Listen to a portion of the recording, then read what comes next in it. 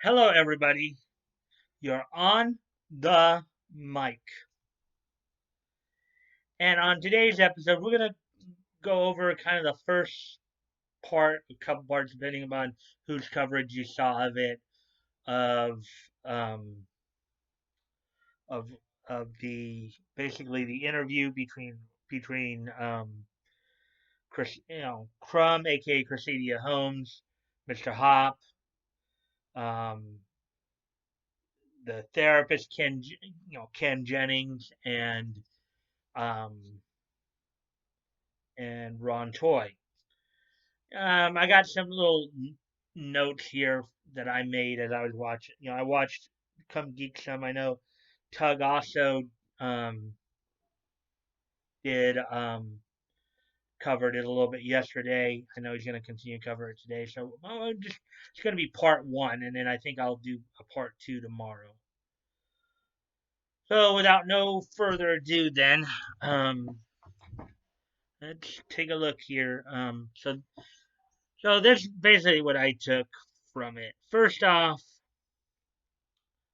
Ron obviously has no filter. Absolutely no filter whatsoever. Now he admits that. So let's look at some of the things he admitted to. Right, he admits to having ADHD. Okay, that's something he has to deal with. Not that big of a deal. It's a condition. It's a kind of a symptom of something that he just has to deal with. He admits that Vic sued him for was that Vic was suing him for anywhere from $1 to $5 million.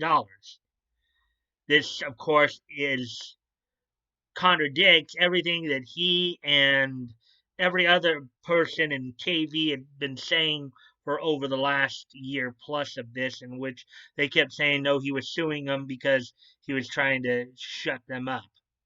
No, he was suing them for damages, and Ron just confirmed that. He admitted that Monica is a public figure. Monica can't be too happy with him at that point. And the kicker? He doxed his own therapist. He doxed his own therapist. He not only admitted that he goes and sees a therapist, but he doxed him too.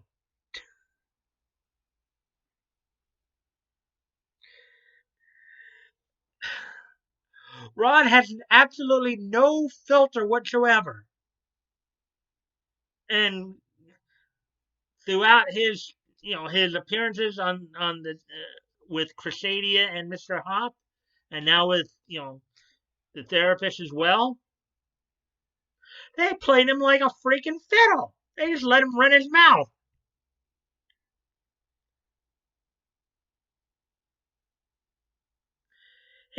Lemoyne and some of the other members of Ron's legal team have got to be face palming themselves right now. They really got to be face palming themselves right now. Ron just keeps sticking his foot in his mouth. He keeps opening his mouth, and they're probably telling him to shut the you know what up.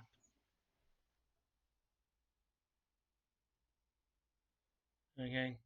Now, granted, normally I wouldn't really get on anybody for for not having a filter. A lot of people don't have filters. President Trump doesn't have a filter. There are times I don't even have a filter. Okay, we all have moments when we have a very limited filter or no filter at all.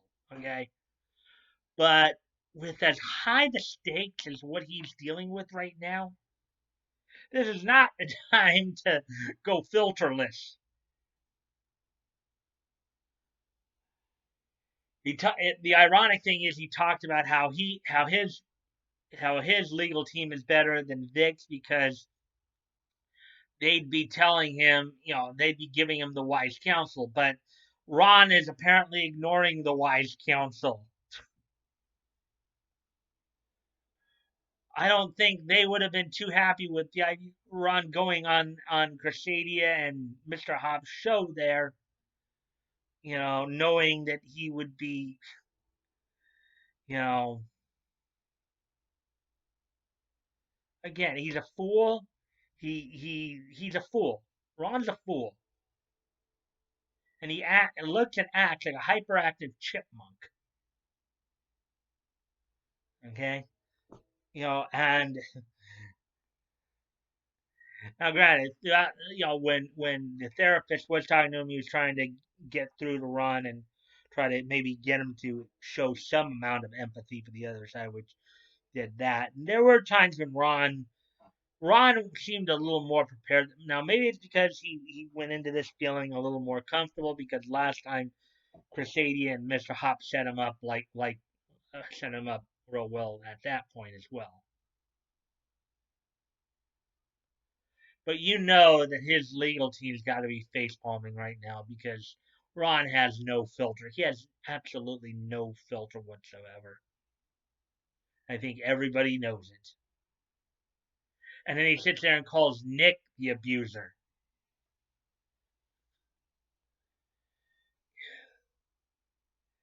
Yeah, whatever. Well, I mean, that's more or less all I can really say about all that. I, went through, through like that portion of the interview. That's pretty much what I got out of it. He admitted a lot of things, maybe quite a few things he shouldn't have admitted, and I'm sure his legal team right now is face palming. So with that being said, let's move on to I guess I could say a little bit more here. Um, there was a point when the therapist just stopped talking and let Ron let Ron just dig his own grave. I mean, even the therapist there had acknowledged, hey, Ron has this psychological need for control. I mean, we've seen that people have kind of couch diagnosed Ron as a sociopath, as a narcissist. Hey, he does seem to show those tendencies. He does seem to show a narcissistic sense of himself, and people just aren't going to let him get away with it. They say that a fool and his money are soon parted. Apparently, $50,000 of his own money was parted from him because he didn't realize that the insurance actually would pay for the defense of the lawsuit. And contrary to what Kid Nick wants you to think, the lawsuit isn't over. We've still got the 20th coming up for when Vic has to basically file his responses to their responses. So and that's going to be like probably be a week from this Saturday, basically. So yeah, and there was a time when therapists just kind of let him go with it, and people were saying, well, look at Cressidia's face. I was watching Cressidia's face too. I think there were times when she and Mr. Hop were both kind of looking at the camera, looking at each other, looking at Ron. They did seem to have some facial expressions that just said incredulous.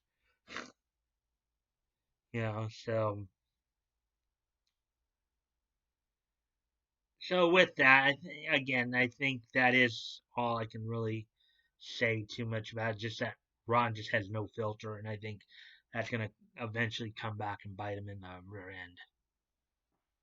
So let's move on to something a little more positive here.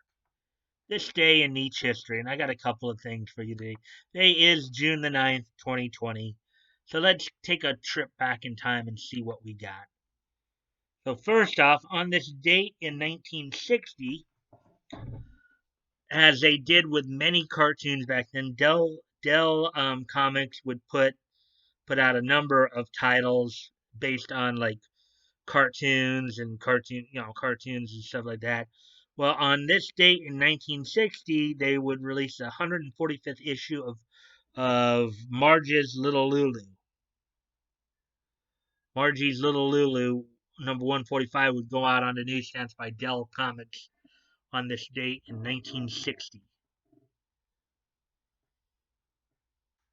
And also, on this date in 1996, which was now that was 60 years ago from the Little Lulu, the Dell Comics story.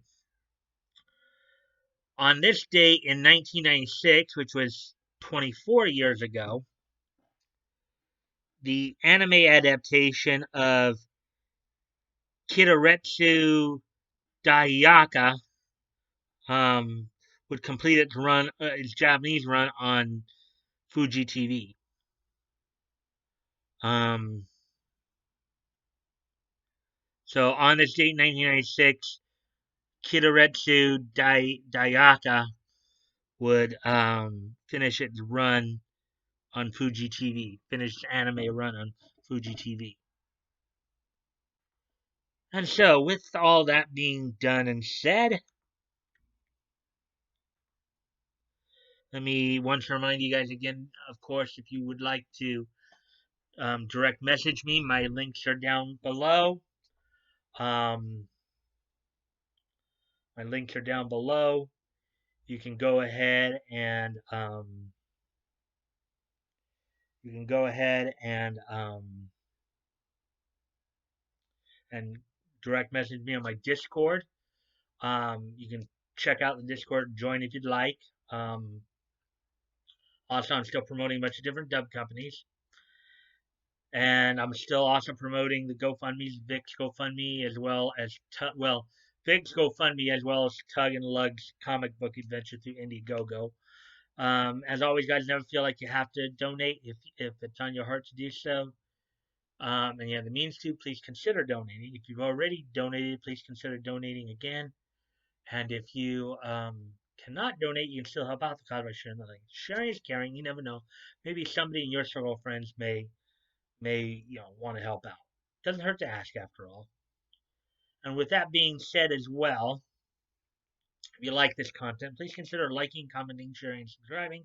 I always look forward to the conversations with you guys, as long as it's civil and respectful. And don't forget, this Friday, of course, is the next premiere of Voices Big and Small, in which I will be talking about Trevor Duvall. And until tomorrow, bye.